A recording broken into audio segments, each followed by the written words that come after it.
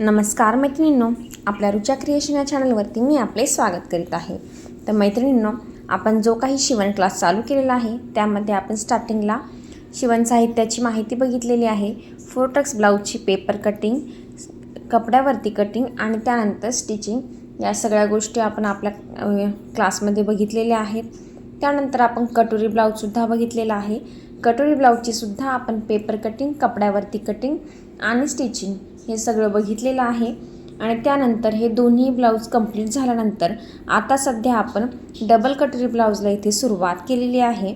तर डबल कटोरी ब्लाउजमध्ये या अगोदरच्या व्हिडिओमध्ये आपण डबल कटोरी ब्लाउज जो आहे त्याचा फ्रंट पार्ट कशा पद्धतीने स्टिचिंग करायचा आहे, त्यानंतर डबल कटोरी जी आहे ती कशा पद्धतीने वाढवायची आहे याच्या 2 पद्धती आपण शेअर केलेल्या आहेत। तर तुम्ही जर बघितलेला नसेल तर तो व्हिडिओ नक्की बघा। तर या अगोदरच्या भागांमध्ये आपण साध्या स्लीवचे शॉर्ट आणि लॉंग दोन्ही साईजच्या स्लीवचे आपण कटिंग आणि स्टिचिंग बघितलेलं आहे। आता या पुढच्या भागांमध्ये आपण बॅक साईड जो आहे आणि स्लीवचा जो पॅटर्न आहे त्यांची वेगवेगळ्या प्रकारचे डिझाईन्स आपण ते शेअर करणार आहोत। तर आजचा दिवस आहे 18वा दिवस। चला आजच्या व्हिडिओला आपण सुरुवात करूयात। तर इथे ही जी स्लीव्ज आहे मी लॉंग स्लीव्जमध्ये शिवतीये। तर त्यासाठी लागणारा जे माप आहे ते स्क्रीनवरती मी दिलेला आहे। साईज आहे 34, बाहीची लांबी आहे 10 आणि दंडघेर आहे 5.5 इंच। तर यानुसार मी इथे साध्या बाहीचे इथे कटिंग करून घेतलेला आहे। तुम्ही इथे पाहू शकता, इथे 3/4 स्लीव्ज आहे आणि इथे हा जो भाग आहे फ्रंटचा भाग आहे तो सुद्धा मी इथे कट करून घेतलेला आहे। तर हा जो पॅटर्न आहे तो पॅटर्न कट करताना मी इथे बाहीची पूर्ण उंची घेतलेली आहे। पण जो बाहीचा प्रकार आपल्या इथे तयार करायचा आहे तो 2 पॅटर्नमध्ये आपला असणार आहे। त्यामुळे आपल्याला बाहीच्या काठानुसार त्याची उंची जी आहे इथे कमी करायची आहे। तर त्यासाठी मी अगोदर बाहीचा काठ इथे मोजून घेतला। तर बाहीचा जो काही काठ आहे तो आहे ते 4 इंच। तर 4 इंच काठ मोजल्यानंतर हेच एवढं 4 इंच जे आहे ते मी इथे स्लीवची जी आपण पेपर कटिंग इथे तयार केलेली आहे त्या कटिंगवरती मी 4 इंचावरती मार्किंग करून घेतलं आहे। तर आता सध्या फक्त आपल्याला इथे स्लीव्जवरती काठ जेवढा आहे तेवढंच फक्त मार्किंग करून घ्यायचं आहे। त्या व्यतिरिक्त जे काही चेंजेस आहेत ते आपण नंतर करणार आहोत। तर हा भाग मार्किंग करून झाल्यानंतर या पॅटर्ननुसारच आपल्याला स्लीवच्या इथे अस्तरची कटिंग करून घ्यायची आहे। तर त्यासाठी मी इथे आता हा अस्तरचा कपडा घेतलेला आहे। अस्तरच्या कपड्यावरती हे जे पेपर कटिंग आहे त्या पद्धतीने मी सरळ उलटवून ठेवलेला आहे। डबल फोल्डिंगचा हा अस्तरचा कपडा आहे आणि त्यावरती आपण दोन्ही स्लीव जे आहे ते सोबतच काढतोय। तर इथे मी अगोदर आउटलाईन काढून घेतलेली आहे आणि त्यानंतर स्लीवचे इथे कटिंग करून रेडी केलेलं आहे।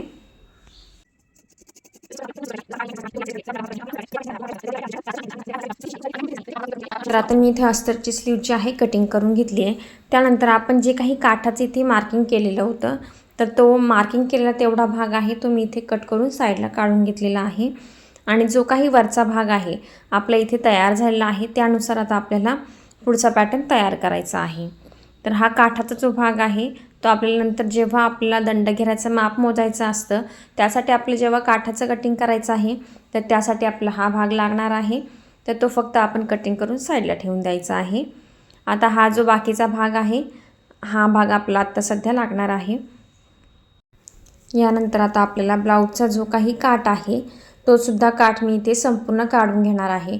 कारण इथे आपला पॅटर्न जो आहे स्लीवचा 2 भागामध्ये करायचा आहे। त्यामुळे काठावरती आपण काहीच डिझाईन करणार नाही आणि उरलेला जो काही काठ आहे तो आपण इथे बॅक साईडचा पूर्ण जो पार्ट आहे तो सुद्धा इथे बसू शकत नाही। त्याच्यासाठी मी अगोदर अखंड काठ जो आहे तो पूर्ण कट करून घेतलेला आहे। तर काठ कटिंग करताना आपल्या काठाच्या बाजूला अर्धा इंच आपला कपडा जो आहे एक्स्ट्रा सोडायचा आहे आणि बाकीचा संपूर्ण काठ मी इथे कट करून घेतलेला आहे। आता इथे काठ कट करून झाल्यानंतर हा जो काही उरलेला आपला कपडा आहे त्या कपड्यामध्येच आपला बॅक साईडचा भागसुद्धा काढायचा आहे आणि स्लीवची सुद्धा कटिंग करायची आहे। तर स्लीवसाठी आपल्याला इथे एक्स्ट्रा कपडा लागणार आहे कारण आपल्याला त्यात चुन्या घालायच्या आहेत। तर त्याच्यासाठी मी अगोदर काय केलेलं आहे, हा संपूर्ण कपडा मी उलगडून घेतला आणि बॅक साईडचा आपण अस्तरचा भाग घेतला। त्यात मग आपण छातीच्या घडीनुसार इथे अर्धा इंच कपडा एक्स्ट्रा सोडून मी हा जो भाग आहे सरळ कट करून घेतलेला आहे पाठीच्या भागासाठी। तर पाठीचा कपडा कट करून झाल्यानंतर जो काही कपडा इथे उरणार आहे त्या कपड्यामध्ये आपला आता स्लीवच्या डिझाईनसाठी कपडा इथे मॅनेज करून घ्यायचा आहे। तर आपल्या स्लीव्जला चुन्या घालायच्या आहे, त्यासाठी कपडा जो आहे आपल्या इथे जास्त लागणार आहे। तर उरलेल्या कपड्याची मी इथे डबल घडी करून घेतलेली आहे। आता यामध्ये आपण ही जी आपली स्लीव्ज इथे आपण कट करून काढून घेतलेली आहे आणि स्लीव्ज ठेवल्यानंतर तुम्ही इथे पाहू शकता की साईडला इथे एक्स्ट्राचा कपडा जो आहे तो उरलेला आहे, तर त्याच्या आपल्या इथे चुन्या घालायच्या आहेत। तर इथे स्लीव्ज व्यतिरिक्त 3 इंच जो कपडा आहे तो इथे एक्स्ट्रा आहे तोच कपडा आपल्याला चुन्या घालून इथे ॲडजस्ट करायचा आहे आणि आपल्याला डिझाईन तयार करायची आहे। तर आता आपल्याला सगळ्यात अगोदर बाहीची उंची इथे कट करायची आहे। तर बाहीची उंची जी आहे, जे आपण पेपर कटिंग इथे घेतलेला आहे त्या पेपर कटिंगपेक्षा आपल्याला 1 इंच एक्स्ट्रा कपडा पाहिजे। तर कपडा कट करण्याच्या अगोदर खालचा जो कपडा होता इथे एक्स्ट्रा आहे, खाली वर आहे, तर इथे मी अगोदर सरळ लाईन मारून घेतलेली आहे आणि त्या लाईन नंतर मी इथे पेपर पॅटर्न ठेवला आणि 1 इंच कपडा मी इथे एक्स्ट्रा कट करून घेतलेला आहे। तर कपडा कट करताना फक्त आपण इथे सरळ लाईन इथे ड्रॉ केलेली आहे। तर इथे एक पॅटर्न ड्रॉ करून झाला आहे, त्यानंतर मी सेम त्याच्यावरती पुन्हा एकदा ही स्लीव्ज ठेवून घेतलेली आहे आणि दुसऱ्या स्लीव्जसाठी सुद्धा मार्किंग करून घेतलं आहे। आता मार्किंग करून झाल्यानंतर हे जे दोन्ही पार्ट आहे ते आपल्याला कट करून घ्यायचे आहेत। तर आता आपला पॅटर्न कट करून झालेला आहे। आता आपण स्लीव्ज इथे मशीनवरती शिवायला सुरुवात करतोय। तर इथे मी आता स्लीव्जचं कटिंग घेतलेलं आहे। तर सगळ्यात अगोदर हा जो मेन फॅब्रिकचा कपडा आहे, काठा व्यतिरिक्त आपण कट केलेला तो कपडा मी इथे घेतलेला आहे। तर सगळ्यात अगोदर इथे मी एकच पार्ट घेते, दुसरा पार्ट मी इथे साईडला ठेवून दिलेला आहे। तर आता या कपड्याच्या आपल्या मध्यभागी घडी घालून घ्यायची आहे। घडी घातल्यानंतर त्याला आपल्या सेंटरला एकदा मार्किंग करून घ्यायचं आहे। तर इथे मी कपड्याच्या दोन्ही साईडला इथे मार्किंग करून घेतलं। त्यानंतर जो ओपन भाग आहे त्या ओपन भागाकडून मी इथे 4 इंचावरती मार्किंग करून घेते। आता हे जे मार्किंग आहे आपण कपड्याच्या दोन्ही साईडला करायचं आहे, तर मी 4 इंचावरती मार्किंग करून घेतलेला आहे। म्हणजे हा जो मधला आपला भाग आहे त्या भागावरती आपण इथे चुन्या टाकूयात। आता या ज्या चुन्या आहेत त्या टाकताना तुम्ही वेगवेगळ्या प्रकारे टाकू शकता। एक तर तुम्ही डायरेक्ट 5 नंबरची शिलाई मारून ओढून घेऊ शकता, त्यासुद्धा चुन्या एकदम बारीक बारीक पडतात इथं। त्यानंतर आपण अर्धा इंचाच्या प्लेटसुद्धा इथे टाकू शकतो किंवा बॉक्स प्लेटसुद्धा इथे टाकू शकतो। तर ज्याप्रमाणे तुम्ही इथे चुन्या टाकणार आहात त्याप्रमाणे याची डिझाईन जी आहे ती वेगवेगळ्या पद्धतीने इथे तयार होते। आपल्याला मेन जो भाग आहे इथे आपल्या इथे पफ तयार करायचा आहे। तर पफ तयार करण्याच्या या वेगवेगळ्या पद्धती असतात। तर इथे मी आता छोट्या छोट्या प्लेट्स टाकून घेते आहे। आता या प्लेट्स टाकताना मी काय करणार आहे की एका बाजूने मी इथे 4 ते 5 प्लेट आहे त्या टाकून घेते आहे। त्यानंतर सेंटरपर्यंत या प्लेट्स टाकून झाल्या की समोरच्या बाजूच्या म्हणजे सेंटरपर्यंत एका साईडच्या प्लेट्स टाकून झाल्यानंतर दुसऱ्या बाजूच्या ज्या प्लेट्स आहेत त्यांची तोंड जी आहे ती आपण या प्लेट्सकडे करायची आहे। म्हणजे समोरासमोर इथे मी प्लेट्स टाकून घेते आहे। तर अशा पद्धतीने सुद्धा प्लेट्स जर टाकल्या ना तर पफ जो आहे खूप छान असा तयार होतो। तर मी आता इथे प्लेट्स टाकून घेत आहे। तर सेम याच पद्धतीने आपण जशा आपण एका बाजूने प्लेट्स टाकलेले आहेत त्याच पद्धतीने आपण खालच्या साईडने सुद्धा प्लेट्स टाकून घ्यायच्या आहेत।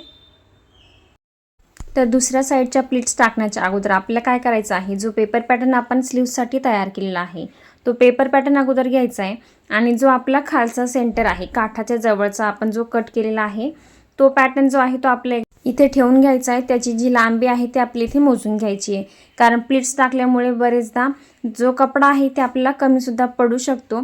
जर कपडा कमी पडला तर इथे आपल्या 1-2 प्लेट ज्या आहेत त्या इथे कमी करायच्या आहेत, म्हणजे शिलाई उसवून घ्यायची। प्लेट्स कमी केल्या की कपडा आपोआप इथे आपला वाढणार आहे। यानंतर मी आता वरच्या भागाला इथे चुन्या टाकून घेते आहे। सेम त्याच पद्धतीने ज्या पद्धतीने आपण दुसऱ्या साईडला इथे चुन्या टाकलेल्या आहेत त्याच पद्धतीने मी टाकून घेत आहे।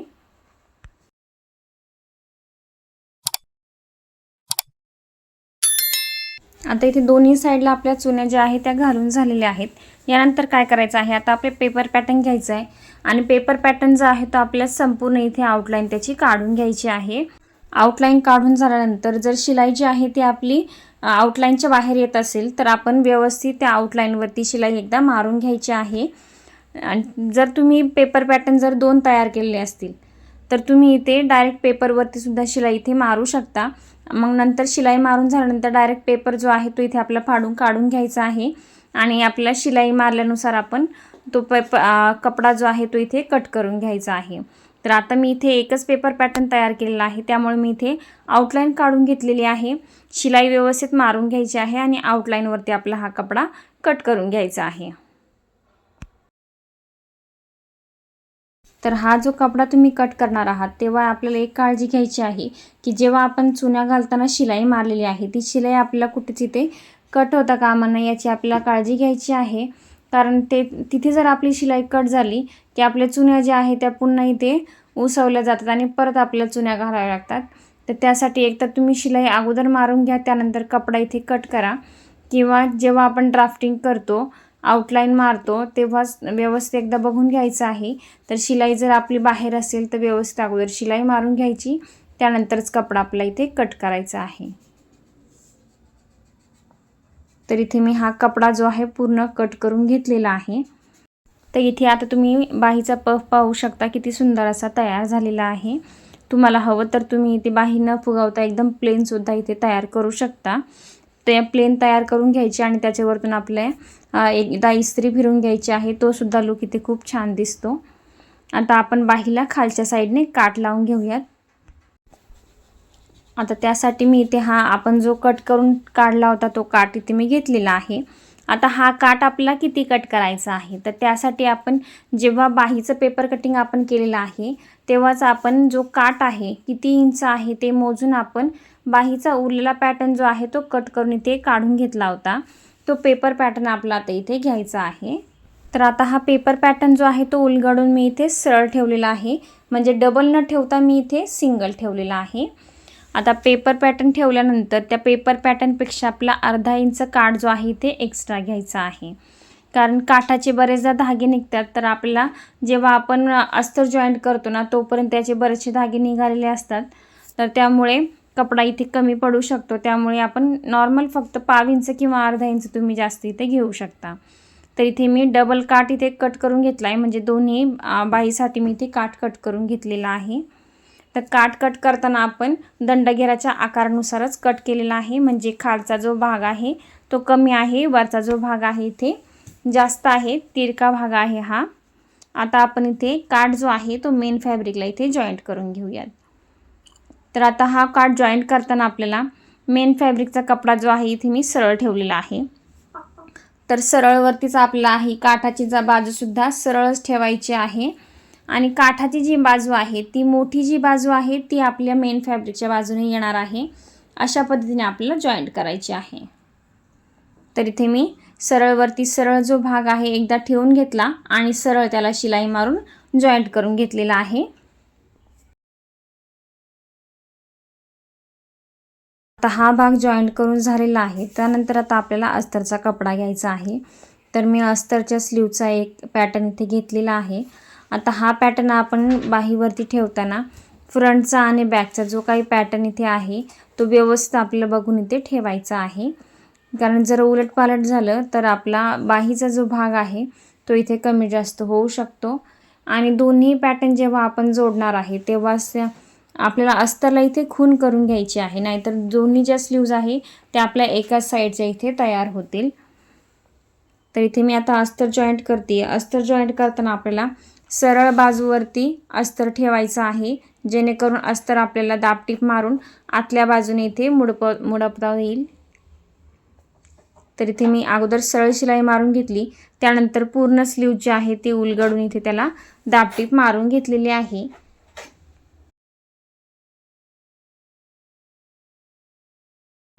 आता बाहीचा पूर्ण भाग मी इथे आतल्या बाजूने मुडपवून घेतलेला आहे, म्हणजे उलटा करून घेतला आहे, आणि त्यानंतर शिलाईच्या एकदम कडेने आपल्याला याला शिलाई मारून घ्यायची आहे। ही शिलाई मारून झाल्यानंतर बाहीच्या सगळ्या साईडने आपल्याला बाहीचं अस्तर जे आहे ते मेन फॅब्रिकला आपल्याला जॉईंट करून घ्यायचं आहे।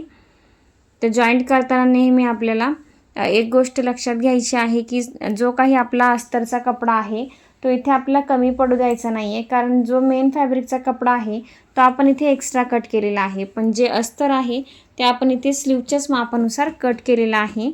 तर व्यवस्थित आपल्याला स्लीवचा जो काही कपडा आहे तो जॉईंट करून घ्यायचा आहे। जर मेन फॅब्रिकचा कपडा इथे आपला कमी पडला तर आपण एखाद दोन चून ज्या आहे त्या काढून मापात करू शकतो. पण जर अस्तरचा कपडा इथे कमी पडला तर ती जॉईंट करताना आपल्या इथे कमी पडणार आहे. त्यामुळे मेन फॅब्रिकचा कपडा कमी पडला तर तुम्ही काढून तो वाढवून घ्या. पण जर अस्तरचा कपडा इथे कमी पडला तर त्याला आपल्याला जॉईंट द्यावा लागणार आहे. तर इथे मी आता अस्तर आणि मेन फॅब्रिक जे आहे ते जॉईंट करून घेतलेलं आहे आणि एक स्लीव जी आहे ती आता आपली तयार झालेली आहे. यानंतर आता आपण काठाचा जो मेन भाग आहे म्हणजे आपल्या स्लीवच्या मध्यभागी आलेला त्यावरती सुद्धा तुम्ही शिलाई इथे मारून घेऊ शकता. आणि त्यानंतर इथे तुम्ही आता स्लीवचा पफ पाहू शकता, खूप सुंदर असा तयार झालेला आहे. आता यानंतर इथे स्लीवचा जो काही भाग आहे पफचा तिथे तुम्ही इस्त्रीसुद्धा इथे फिरवून घेऊ शकता. त्याने सुद्धा पफचा जो भाग आहे खूप छान दिसतो, लुकसुद्धा खूप छान येतो. तर इथे मी आता सगळ्यात शेवटी इस्त्री मारून घेणार आहे आणि तुम्हाला त्याचा लुकसुद्धा दाखवणार आहे. तर मैत्रिणींनो, जर आपल्या चॅनलवरती नवीन असाल तर आपल्या चॅनलला सबस्क्राईब करा आणि सोबतच बेल आयकॉनवर सुद्धा क्लिक करा, जेणेकरून आपल्या चॅनलचे जे नोटिफिकेशन आहेत ते सगळ्यात अगोदर तुम्हाला मिळणार आहेत. तर इथे मी स्लीवचा लुक तुम्हाला दाखवते आहे की फिटिंग केल्यानंतर याचा लुक जो आहे तो कशा पद्धतीने दिसणार आहे. तर यानंतर मी इथे इस्त्री केलेली आहे आणि इथे तुम्ही स्लीव जी आहे ती पाहू शकता, किती सुंदर अशी दिसत आहे. तर या जॉईंटवरती तुम्ही एखादी लेस जरी लावली तरी सुद्धा ही स्लीव्ज आहे खूप सुंदर दिसणार आहे. भेटूया पुढच्या व्हिडिओमध्ये.